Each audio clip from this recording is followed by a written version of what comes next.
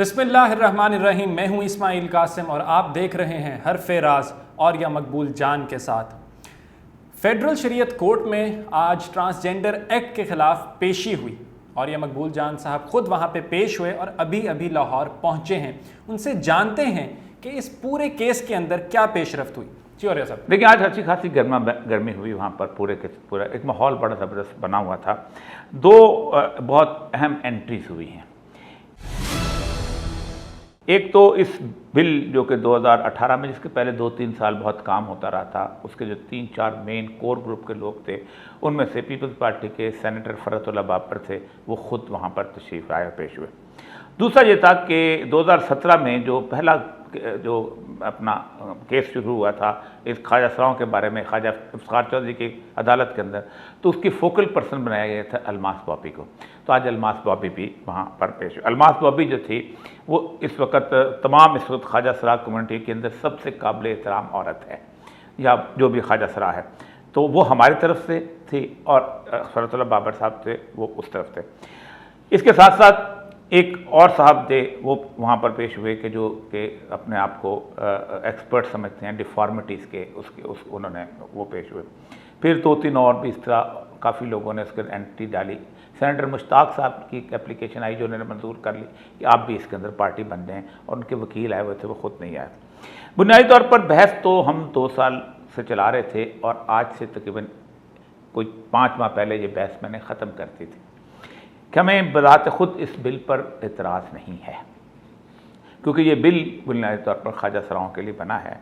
लेकिन इसकी आड़ के अंदर इसको इस तरह जिसे कहते हैं बनाया गया है, इसकी बुनत इस तरह की है कि इसके अंदर बाकायदा फ़ायदा दिया गया है उन तमाम लोगों को कि जो किसी भी तौर पर हम जिन्स परस्ती के हैसियत से ज़िंदा रहना चाहते हैं या हम जिन्स परस्त वाली ज़िंदगी गुजारना चाहते हैं। इसकी जो ट्रांसजेंडर की डेफिनेशन, इस पर भी आज बहुत लंबी चौड़ी बहस हुई कि क्या वाकई ये लफ्ज़ ट्रांसजेंडर है कि नहीं है। ठीक, क्योंकि ट्रांसजेंडर का लफ्ज़ जो है वो बुनियादी तौर पर ख्वाजा सरा के लिए इस्तेमाल नहीं होता। ख्वाजा सरा के लिए युअन्नख या खुनसा, जो इस्लाम के अंदर इस्लाम के अंदर बुनियादी तौर पर 3 खुनसा इस्तेमाल होते हैं। खुनसा मुज़क्कर, ऐसा जिसकी जिनसी आज़ा जो हैं वो मर्द के ज़्यादा नुमायाँ हों। खुनसा मुअन्नस, जिसकी औरत के ज़्यादा नुमायाँ हों। फिर उसके बाद तीसरा सवाल आता है खुनसा मुश्किल, कि जिसकी पहचान मुश्किल। फिर इस्लाम जो है मुख्तलिफ स्टेजेस के ऊपर बाकायदा फ़िक्र जो है कहती है कि बचपन के अंदर उसकी ये देखें, उसके ये अहकामात हैं। जब बलूगत आने लगे तो फिर इस्लाम कहता है कि दोबारा उसको टेस्ट किया जाए। तो ये भी हमने उनके सामने पेश किया कि इस्लाम जो है बुनियादी तौर पर सारे का सारा जो है इस वो रेस्ट करता है इनके हकूक़ के बारे में मेडिकल एग्जामिनेशन के ऊपर, क्योंकि मेडिकल एग्जामिनेशन इंपॉर्टेंट है। हमने मेडिकल एग्जामिनेशन के लिए ही वहाँ पर दरख्वास्त दी हुई है कि मैं जब पैदा हुआ था तो डॉक्टर ने बताया था कि मैं एक मर्द हूँ। मेरी बहन जब पैदा हुई थी तो डॉक्टर ने बताया था मैं एक औरत हूँ और वो एक औरत है। हम दोनों को सर्टिफाइड डॉक्टर ने किया था। इससे पहले जब डॉक्टर का इंस्टीट्यूशन नहीं होता था तो दाइयाँ वगैरह किया करती थी, और वो भी एक्सपर्ट होती थी और एक्सपर्ट बताती थी कि ये कौन है। उसी सेक्स की बुनियाद पर हमें एट्रीब्यूट किया है। इस एक्ट के अंदर जो सबसे ख़राबी की गई है और जिसके ऊपर अभी अदालत सेनेट के अंदर 2 और एप्लीकेशन दायर कर दी गई हैं। एक ये है कादर मंदोखेल ने, जो कि पीपल पार्टी का है, और दूसरा शाहिदा रहमानी है, वो भी पीपल पार्टी की है। उन्होंने कहा है कि इस डेफिनेशन के मुताबिक तमाम पाकिस्तान के जितने लॉ हैं, उस मतलब CRPC है, मतलब PPC है, उसको भी अप्लाई किया जाए। डेफिनेशन मैंने बार बार पढ़ी है, ट्रांसजेंडर मैन, ट्रांसजेंडर वुमेन, ख्वाजा सरा और एनी पर्सन, यानी इसमें मैं और आप भी शामिल हैं।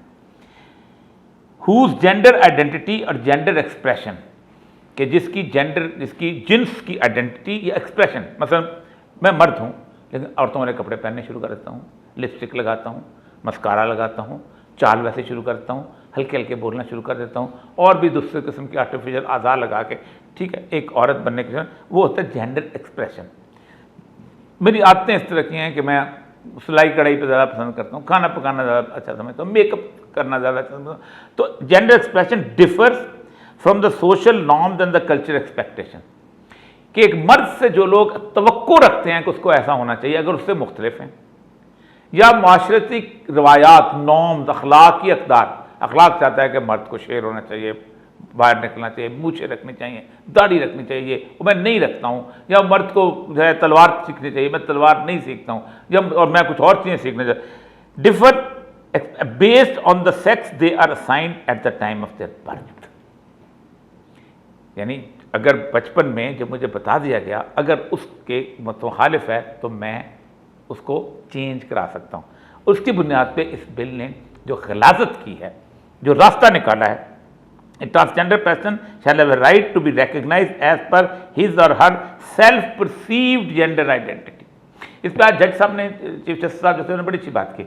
उसने कहा अगर अंधा आके कहे कि मुझे महसूस होता है कि मैं अंधा, आम आदमी कहे महसूस है, तो साहब ब्लाइंड स्कूल का हेडमास्टर लगा देंगे? ऐसा तो नहीं हो सकता, आपको देखना पड़ेगा। या एक माजूर कह दे तो वो माजूरों की अंजुमन का सरबराह बन जाएगा। इसके ऊपर फिर काफ़ी सारी वहाँ ले दे हुई और बहुत सारे एक्सपर्ट। अब देखें, उन्होंने कहा जी मैंने कहा जी डॉक्टर जो हैं उसके बाद उन्होंने कहा जी आप जेंडर एक्सपर्ट को बुलाएं, वो असल में बताएगा। तो मैंने कहा जेंडर एक्सपर्ट कौन है? उन्होंने कहा जी फरजाना बारी जेंडर एक्सपर्ट है। मैंने फरजाना बारी जो है वो उस पाकिस्तान के 22 करोड़ लोगों की सेक्स डिटर्मिनेशन करेगी, ये मर्द है, औरत है या और है। उसके बाद फिर फरतुल्लाह बाबर साहब जब आए वहाँ पर, फरतुल्लाह बाबर साहब ने कहा कि मैं असल में इस लॉ के ड्राफ्ट में शामिल था और मुझे पता है कि ये सारे का सारा लॉ जो है ये कहाँ से गुजरा, कैसे गुजरा और इसमें कैसी कैसी डिलिब्रेशन हुई, हमने बड़ी मेहनत से ये बनाया है, ये रिसर्च किया है। मेरा ख्याल है कि अभी अगर हम चलाते हैं वो जो उनकी है अल्मास बॉबी, नहीं अल्मास बॉबी नहीं, असम्बली की आखिरी जो है, देखें मैंने फिर अदालत के सामने कहा, मैंने कहा अदालत को इससे कोई गर्ज नहीं है, मुझे भी कोई गर्ज नहीं है कि ये बिल मस्जिद में बना है, मदरसे में बना है, शराब खाने में बना है या रेस कोर्स के मैदान में बैठ के बनाया गया है। ये एक पीपल पार्टी ने बनाया है, नून लीग ने बनाया है, जमात इस्लामी ने बनाया है, किसी और ने, मुझे कोई गर्ज नहीं। मेरी मसला यह है कि मेरे पास जो एंड रिजल्ट है वो क्या कहता है, ये बिल क्या है। जिस तरह मेरे प्रोग्राम वालों को कोई दिलचस्पी नहीं कि ये कहाँ पर रिकॉर्ड हो रहा है, वो तो देखने वाले कहते हैं कि ये अच्छा नजर आता है कि नहीं। And product matter. मैं चाहता हूँ कि आप क्लिप अगर दिखा लें जिस क्लिप की और ये सब बात करें, आई वुड वांट कि आप लोग ये क्लिप देखें और फिर शो में हम वापस आते हैं। तो हम इसको भी कमेटी को भेज सकते थे, मगर सेंस ऑफ द हाउस लिया जाता है। अगर मेजॉरिटी का ये सेंस हो कि नहीं इसको हमने पास करना है तो फिर हम इसको पास करते हैं। अगर मेजॉरिटी का सेंस हो और गवर्नमेंट भी एग्री करे कि इसको कमेटी में भेज दें तो तब कमेटी में भेजें। यहाँ सेंस आपने देख लिया कि 3 वर्सेस द एंटायर हाउस था, तो इसलिए मजबूरी। Now I put the motion to the house. It has been moved that the bill to provide for protection, relief and rehabilitation of rights of transgender persons and their welfare and for matters connected therewith and incidental thereto, the Transgender Persons Protection Rights Bill 2018 be passed. All those in favor of it may say aye. All those against it may say no. I think ayes have it. Motion is adopted and consequent. Clip आपने देखा है? Clip में गाया सदक कहता है कि 3 लोगों ने इसके ऊपर इतराज किया है कि इसको कमेटी में भेज दें, और मैं किसी कमेटी में इसलिए नहीं भेजना चाहता कि पूरा माहौल जो है कहता है कि इस बिल को पास करो, और इसलिए मैं इसको कमेटी में नहीं भेजना चाहता। ये 3 लोग जो हैं उसका माहौल, इसलिए उसमें पर कहता है हाथ खड़े करो। कौन है? 2 साइड आई, वो आई कहते हैं, जैसे ना आई कहते हैं। एक वोट इसके खिलाफ नहीं गया। नून लीग, पीपल पार्टी, पीटीआई, ये सारे के सारे जो हैं, और उसके बाद जमात इस्लामी, जमीयत उलमा इस्लाम, सब वहाँ मौजूद थे, वोट तो खिलाफ देते। उसके बाद जो है जिस चीज़ पे हमने मजीद उठाया है वो है पीटीआई का। अपने कुछ ज़्यादा बात लोग कहते हैं जी पीटीआई को आप एक्सक्लूड कर रहे हो। पीटीआई ने 22 अप्रैल 2021 को इसके ऊपर रूल्स बनाए। मेरा ख्याल अगर आप टाइम है तो अभी डिस्कस करते हैं कि ये बहुत अहम है कि ये रूल जो हैं वो नून लीग के शायद खकाना बासी से भी ज़्यादा सख्त बना दिए हैं। क्विकली अगर आप थोड़ा सा, अच्छा, इसमें उन्होंने बाकायदा देखें, उन्होंने ये इस रूल्स के अंदर जेंडर अफर्मिंग सर्विसेज कायम किए हैं, including hormone therapy, surgery, facial hair removal intervention from the modification of the speech and communication behavioural adaptation such as genital tucking और packing and chest binding as specified by the world professional association for transgender health. Urdu में correct, ये उर्दू में तो बहुत ही फजूल चीज़ हो जाएगी कि अगर एक आदमी जो है औरत बनना चाहता है तो औरतों वाले आज़ाद लगाना चाहता है, ये करना चाहता है, सर्जरी बनाना चाहता है, सारा कुछ, इसके लिए बाकायदा सर्विसेज कायम की जाएं। और ये जो है प्रोफेशनल हेल्थ ऑर्गेनाइजेशन है कि वो जो एस्ट्रोजन के टीके लगाते हैं और उसके बाद छातियाँ बड़ी करवाते हैं और सारा कुछ करते हैं, उसकी सर्विसेज कायम ये पाकिस्तान की गवर्नमेंट करेगी। ठीक है। और उसके बाद वो आगे जाकर उन्होंने कहता है, और ये जो world professional association for transgender है, इसके जो है इतने मोटे रूल है, मैंने अदालत के सामने पेश किए। मैंने कहा ये देखें, इस वक्त दुनिया में जितने भी ट्रांससेक्सुअल्स हैं यही तो कर रहे हैं, इसी की बुनियाद पे औरतें बनते हैं और जाकर नजर आते हैं दुनिया के सामने। और इसके साथ आप देखें कि नादरा के अंदर पूरे रजिस्ट्रेशन के रूल्स हैं, फिर उसके बाद ये ड्राइविंग लाइसेंस के रूल्स बना दिए गए हैं, पासपोर्ट हासिल करने के रूल्स बना दिए गए हैं। एक बंदा जो है उसने अगर उसके मर्द लिखा हुआ है तो वो तालीमी इसनाद amendment to the educational document the relevant education department shall each have a designated official, कि हर यूनिवर्सिटी एक ऑफिशियल बनाए कि वो आग दरखास्त मंजूर करा के आता है, वो मर्द की उसके पास है, वो जिन्स के तौर पर मर्द की औरत वहाँ लिख सकता है। और ये रूल जो हैं 2021 में पास हुए हैं, और आप सोचें कि उस वक्त अदालत में हम मौजूद थे जब हमने अदालत में पेश किया। दूसरी दस्तक उम्र और हज में जाने के लिए आप खुद सोचें कि एक मर्द जो है उसने एक सर्टिफिकेट लिया हुआ है ट्रांसजेंडर का,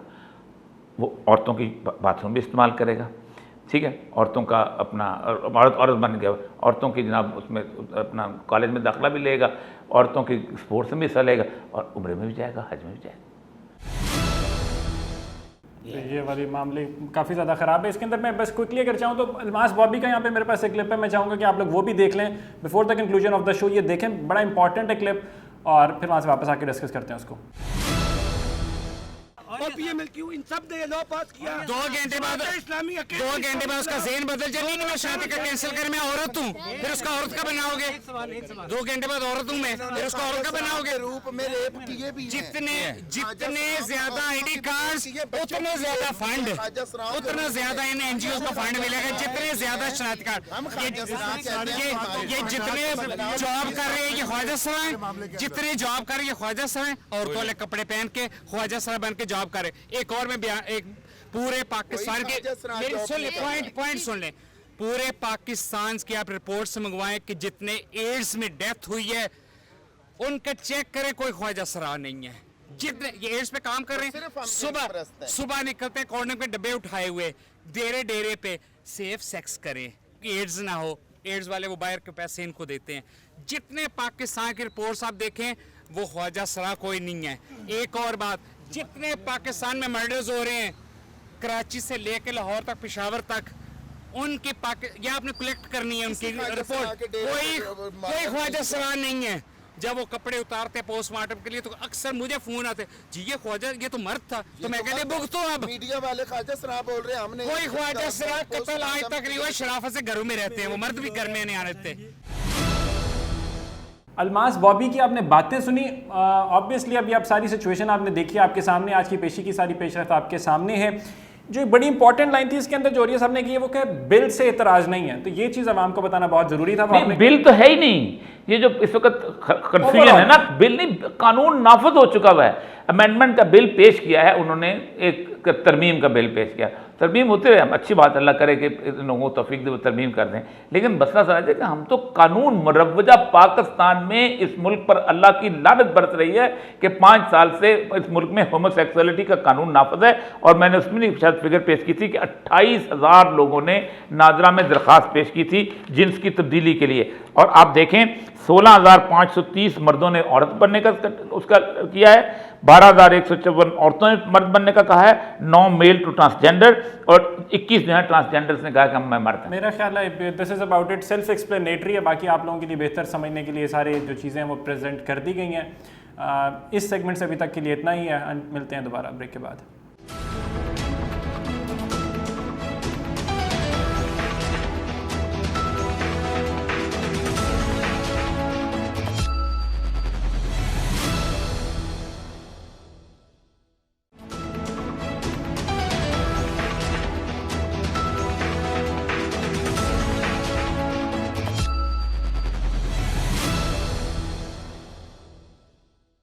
वेलकम बैक। हम बात करेंगे इजराइल के पाकिस्तान के साथ ताल्लुकात की, क्योंकि ख़बरें गर्दिश कर रही हैं हमेशा की तरह, जो कि हर दौरे हुकूमत में हम देखते हैं कि हमारा कोई डेलीगेशन है, हमारे कुछ लोग हैं, मतलब हुकूमती रहनुमा हैं जो कि इजराइल की जो लीडरशिप है उनसे मुलाकातें कर रहे हैं। ये सवालात क्यों आ जाते हैं, ये हमेशा ही ऐसा क्यों होता है कि कुछ अरसे बाद ये चीज़ें जो है ये सर्कुलेट करना शुरू हो जाती है, हमारी तरफ से कोई जवाब ना कोई डिनाई किया जाता है ना एक्सेप्ट किया जाता है, क्या वजह है, ये क्यों, कहाँ से आती है ये चीज़? देखें, यरूशलेम पोस्ट में और हैरेट्स जो अखबार हैं उनके इनमें ये खबरें आती हैं।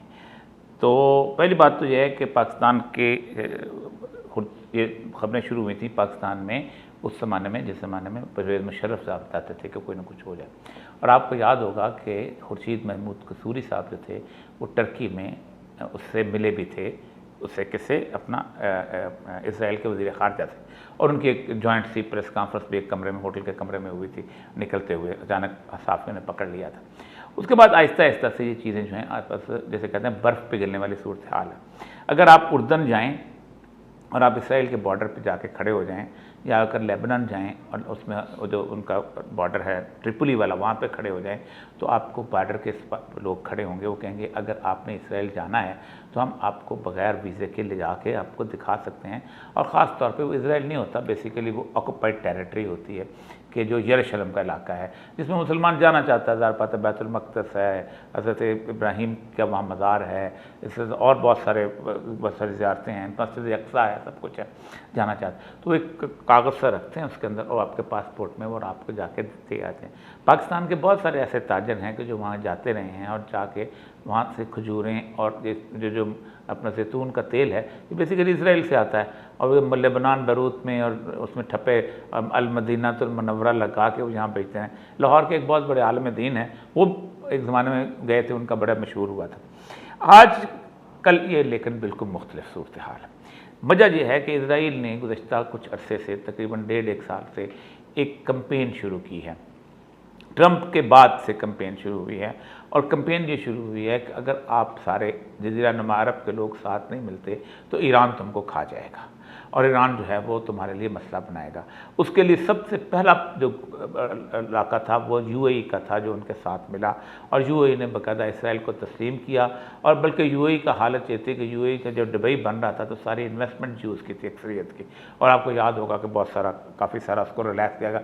यहाँ तक कि दुबई वाहिद मुसलमान मुल्क है कि जहाँ सूअर का गोश्त जो है एयरपोर्ट में मिलता है, और बाकायदा अरबी में लहमुल खंजीर लिखा होता है उसके अंदर।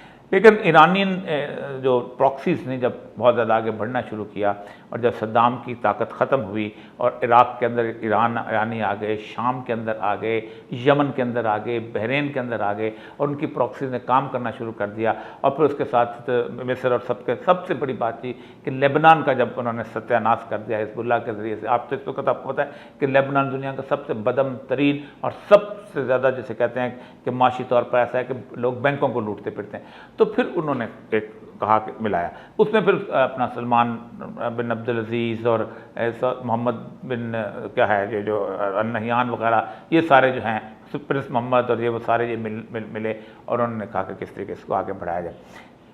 खुल के ये बात नहीं करते।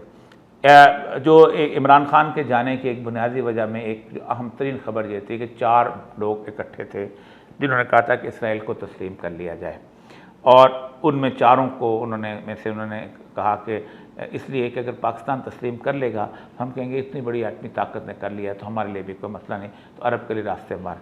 तो उनमें वाहिद इमरान खान था कि जिसने इसको इनकार किया था, और 4 बड़ों की मीटिंग अब इस वक्त दुनिया में एक बड़ी आम सी बात हो चुकी हुई। तो अगर इस पर बात वैसे इमरान खान को ख़ुद बात करनी चाहिए कि ऐसा कब हुआ था, कैसे हुआ था, लेकिन खबर मौजूद है, तरदीद कर दें अभी। इस वक्त तो एक नसीम अशरफ जो हैं, ये असल में मैं इसलिए जानता हूँ कि उनकी जगह पे मैं NCHD का चेयरमैन लगा था। NCHD के चेयरमैन, आप बाद में वो PCB के चेयरमैन भी लगे। मुझे PCB का तो नहीं लगाया, लेकिन NCHD का, क्योंकि मुझे तो क्रिकेट का बॉल नहीं आता पकड़ना। तो वो सुना है कि वो वहाँ गए हुए। देखिए, पाकिस्तानी वो सारे जो कि इंग्लैंड का पासपोर्ट रखते हैं, पाकिस्तानी वो सारे जो अमेरिका का पासपोर्ट रखते हैं, वो चले जाते हैं। मैं ऐसे लोगों को जानता हूं जिन्होंने इस यरूशलेम के सफ़रनामे लिखे हुए।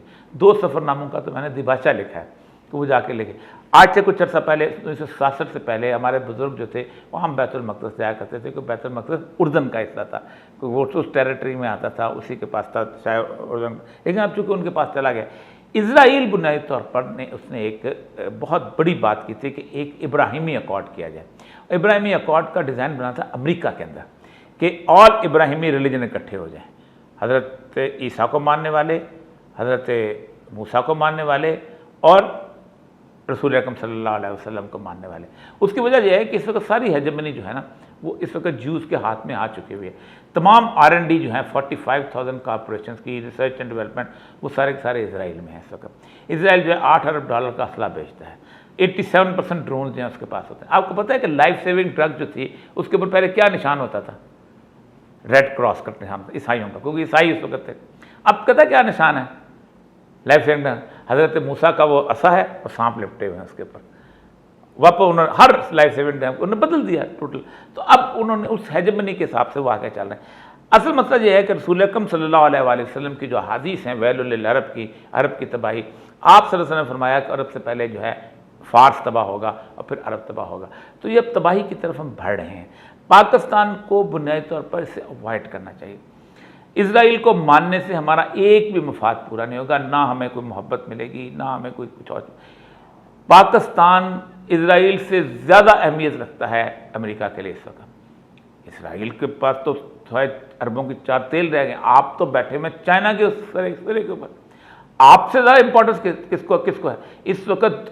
आपको खींचने के लिए अगर कितनी नाराज़ी है, फिर भी प्यूटन मिला है शहबाज शरीफ से, कितनी नाराज़ी है, फिर उसके बावजूद भी चाइनीज प्रेसिडेंट मिला है शहबाज शरीफ। जो छोटी मुलाकातें थी, कोई मुश्तरका अलामी असला नहीं निकला, उसके बावजूद समझते हैं कि कहीं ना कहीं ये बंदे निकल के हाथ से निकलते चले जाए। इंडिया की सूरत हाल भी ये होगी। हम तो हर दुश्मन, अब कल साफ़ी गए हुए थे वहाँ पर अपना अफगानिस्तान, और उन्होंने पूछा कि आप हमें बताएं कि आपका सबसे अच्छा पड़ोसी कौन सा है? तो उन्होंने कहा उज़्बेकिस्तान। आपको पता है ML1 चाइनीज़ बना रहे थे, सारे फंड्स उन्होंने डिवर्ट कर दिए कहाँ? अफगानिस्तान में। अब वहाँ 4 सूबों के अंदर उन्होंने जो ट्रेन जो है वो शुरू भी कर, एक हिस्से में उनका ट्रेन का काफिला भी पहुँच चुका हुआ। यानी रेलवे लाइन कभी होता था कि अफगानिस्तान में रेलवे लाइन नहीं। मशहूर लतीफ़ा होता था कि किसी ने कहा कि अपना पाकिस्तान में इंसाफ का वज़ीर है, तो उसने कहा अच्छा आप क्या हैं, इंसाफ तो नहीं। तो उसने कहा कि अफगानिस्तान में रेलवे का वज़ीर है, वहाँ रेलवे नहीं, तो वहाँ अब रेलवे बिछ रही है। ये हमने अपनी पॉलिसीज़ की वजह से ख़राब किया। हमको पाकिस्तान को रीजन एक पता करना चाहिए कि आपकी स्ट्रेंथ क्या है। हम वो शेर है जिन्हें पता ही नहीं अपने पंजों का, हमें अंदाज़ा ही नहीं कि इस वक्त बार बार हम कहते हैं कि इस वक्त अमरीका की दोस्ती बिल्कुल वो हालत है कि जो हम 51 में की थी और 61 में हमने मार खाई, और हमने मार खाई थी उसके ऊपर। अमेरिका की दोस्ती वही है जो कि हमने 51 में की थी और 61 में मार खाई थी। तो हिस्ट्री को दोबारा रिपीट ना करवाएं, बचें इससे। और यह साहब ने बड़ा क्लियरली अपना नैरेटिव पेश कर दिया है कि इसराइल के साथ कोई ताल्लुकात इस्तवार करने की जितनी भी बातें हैं वो नहीं होनी चाहिए। This is me Ismail Qasim signing out. Until next time, stay tuned. अल्लाह हाफ़िज़।